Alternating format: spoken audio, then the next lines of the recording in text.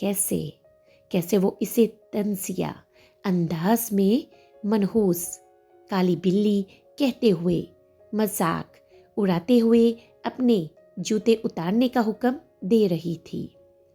फिर जब रोशनी उसके जूते उतारती पीछे को हटने लगी तो अपने दोनों पांव रोशनी की गोद में